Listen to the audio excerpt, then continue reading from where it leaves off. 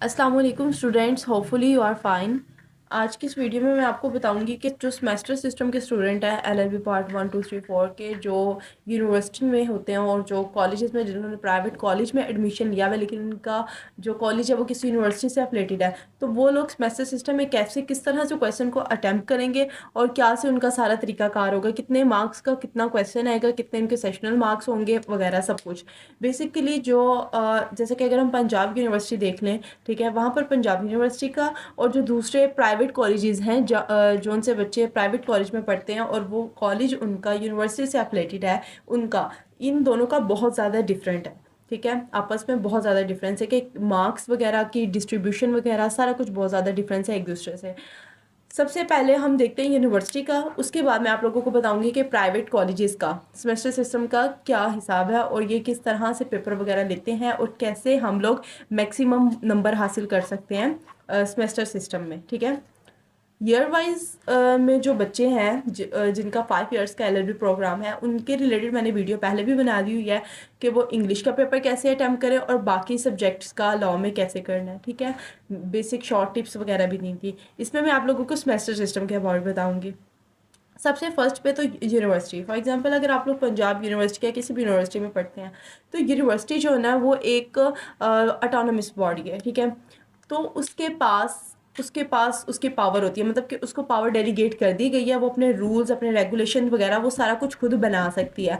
उसके पास इतनी पावर है तो वो फीस का सारा क्राइटेरिया, उसके बाद जितने भी वहाँ पर कोई एक्टिविटीज़ हो रही हैं या फिर टीचर्स की सैलरी वगैरह, तो ये सारा कुछ जो है वो यूनिवर्सिटी के अंडर होता है, क्योंकि उसके पास एक पावर आ गई है। ठीक है, तो वो उस पावर के तहत ही ये सारा कुछ करती है।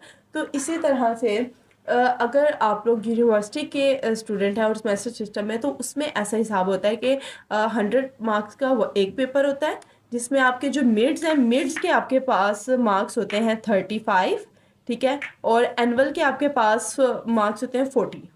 मतलब एनुअल पेपर 40 मार्क्स का होगा और मिड्स का 35 मार्क्स का होगा, और बाकी रह गए 25 मार्क्स। ये 25 मार्क्स जो हैं आपके, ये होते हैं सेशनल मार्क्स होते हैं। ठीक है, अब ये जो 25 मार्क्स है ना, ये टीचर आपकी अटेंडेंस बेस पे भी दे सकते हैं कि आपकी अटेंडेंस कितनी ज़्यादा कितनी नहीं है, आपने टेस्ट वगैरह कितने अच्छे से अटैम्प्ट किए हैं, सारे टेस्ट वगैरह दिए या नहीं दिए, और या फिर आपकी असाइनमेंट्स वगैरह इसमें हो सकती है, आपकी प्रेजेंटेशन वगैरह हो सकती है। ठीक है, ये टीचर के ऊपर बेस करता है कि वो आपकी इन सब में से कौन सी चीज़ पे आपको ये सेशनल मार्क्स दे। ठीक है, तो ये वाले मार्क्स मतलब हम लोग इस तरह से गेन कर सकते हैं। इसके अलावा जो हमारे पेपर में आता है ना, 35 और 40 मार्क्स का जो पेपर होता है, जो यूनिवर्सिटी में बताया, ठीक है, उसमें ऐसा होता है कि वो टीचर्स के ऊपर डिपेंड करता है कि वो कितने मार्क्स का क्या पेपर दे दें हमें, पेपर में कौन से क्वेश्चन वगैरह दे दें। मतलब एनुअल सिस्टम में तो ये है ना कि मतलब 10 क्वेश्चन आते हैं, तो उसके पास आपके पास चॉइस होती है उसके बाद, या आप उसमें से 5 अटैम्प्ट करते हैं वगैरह वगैरह। ठीक है, लेकिन यहाँ पर ऐसा नहीं होता। यहाँ पर टीचर्स पे, अगर यूनिवर्सिटी में है ना, अगर हम किसी यूनिवर्सिटी में पढ़ रहे हैं तो उस पर टीचर पर डिपेंड करता है। ठीक है, और तो और कि हम कैसे नंबर ज़्यादा ले सकते हैं यूनिवर्सिटी में, वो ऐसे है कि देखें, जो टीचर हमें कुछ सालों से पढ़ा रहा है, हमें उनकी नेचर का पता होता है कि वो वाले टीचर को क्या चीज़ें रिक्वायर्ड हैं। ठीक है, तो हम उनके, अगर उनके माइंडसेट के अकॉर्डिंग अगर हम पेपर देते हैं तो हमें ज़्यादा मार्क्स मिल जाते हैं। कुछ टीचर्स होते हैं जो हमारे कॉन्सेप्ट बेस पे नंबर देते थे, कुछ हमारी राइटिंग बेस पे दे देते हैं, कुछ हमारी लेंथ बेस पे देते थे, तो वो टीचर पे डिपेंड करता है। तो वो जाहिर सी बात है, अगर आप एक टीचर से पढ़ते हैं तो आप उनके नेचर के अबाउट नॉलेज हो जाती है, देन फिर आप उस तरह से अपना पेपर अटैम्प्ट कर सकते हैं और फिर नंबर ज़्यादा गेन कर सकते हैं। तो ये सारा सिस्टम होता है एनुअल में, और हर मार्क्स मतलब हर पेपर के टोटल 100 मार्क्स ही होते हैं जैसे। ठीक है, अब देखें ना, एनुअल में 45 और मिड्स में 35, कितने हो गए? 40 30 70, 75 और 25, मतलब पूरे हो गए 100। तो ये 100 मार्क्स का होता है। ठीक है, तो अब हम लोग आते हैं जो कॉलेजेस पे। ठीक है, जो कॉलेजेस का सेमेस्टर सिस्टम है ना, वो किस तरह से बेस करता है, वो कैसे होता है। वो इस तरह से कि फॉर एग्जांपल अगर आप किसी कॉलेज में, और वो कॉलेज आपका लाइक पंजाब यूनिवर्सिटी से ही एफिलेटेड है या फिर जैसे भी, यहाँ पर भी 100 मार्क्स का ही एक पेपर होगा, लेकिन इसके अंदर आपके 70 मार्क्स जो हैं ये यूनिवर्सिटी के हैं और 30 मार्क्स जो हैं वो आपके कॉलेज के हैं। ठीक है, अब ये जो 30 मार्क्स है ना, इसके अंदर से कॉलेज आपके 15 मिड्स के और 15 सेशनल भी रख सकता है। ठीक है, या फिर 10 मिड्स के 20 मिड्स के 10 सेशनल रख सकते हैं, या तो फिर 30 के 30 रख सकता है। ठीक है, मतलब कि सिर्फ और सिर्फ आपके कॉलेज वालों के पास इख्तियार है 30 मार्क्स का, उसमें से वो आपको जैसे मर्जी दे सकता है।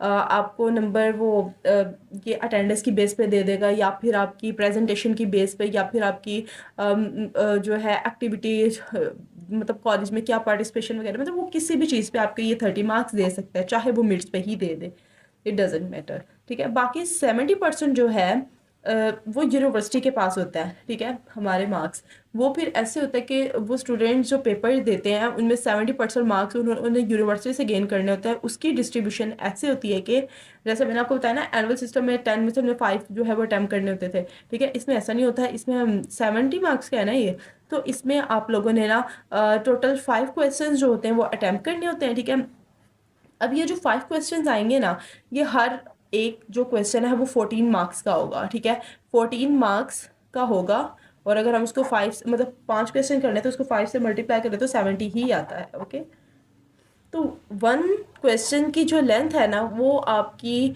मिनिमम 6 पेजेस होनी चाहिए। ठीक है, 6 to 7 पेजेस लाजमी होने चाहिए आपके, मतलब इस तरह की है ना, लाइक 1 2 3 एंड 4, इस तरह से 2 शीट्स आपकी होनी चाहिए लाजमी। तो इसमें आप लोगों ने अच्छा अच्छा लिखा होना चाहिए, मतलब प्रेजेंटेशन वगैरह आपकी अच्छी हो, कॉन्सेप्ट आपका क्लियर हो। ठीक है, और ज़्यादा नंबर गेन करने की ना ये चीज़ होती है बीच में कि आप लोगों ने ना एक क्वेश्चन का इंट्रोडक्शन, उसका कंक्लूजन और सेंटर, उसकी मेन बॉडी लास्ट में लिखनी है, और आप उसकी बॉडी में वो लिख सकते हैं, डेफिनेशन लिख सकते हैं, मीनिंग्स वगैरह, इस तरह से चीज़ें। और बेसिकली जो क्वेश्चन एग्जामिनर ने पूछा होता है ना वो आपने ज़्यादा लिखना है। ठीक है, ऐसा नहीं है कि अगर आपसे उसने किसी चीज़ की टाइप पूछनी है तो आप उसके असेंशियल्स, उसकी कंडीशन वगैरह लिखने बैठ जाओ और आपका सारा टाइम वेस्ट हो जाए। नो, जो उसने पूछा है आप सबसे पहले वो लिखें, देन आप मूव करें और नेक्स्ट लिखें जो आपके पास नॉलेज है। ठीक है, मैं वीडियो लेक्चर्स में अपना सारा बताती हूँ, लाइक अगर कोई टॉपिक है तो उसका एडवांटेजेस, डिसएडवांटेजेस, उसकी टाइप्स, उसकी मेरिट डिमेरिट्स और कंडीशंस, असेंशियल्स, उसके करेक्टरिस्टिक्स और उसकी क्रिटिसिज्म्स वगैरह ऑल बताती हूँ। लेकिन इट डजेंट मीन कि आप लोगों ने वो सारा ही पेपर में लिखना होता है। पेपर में जैसे उतना लिखना है जितना वो पूछता है।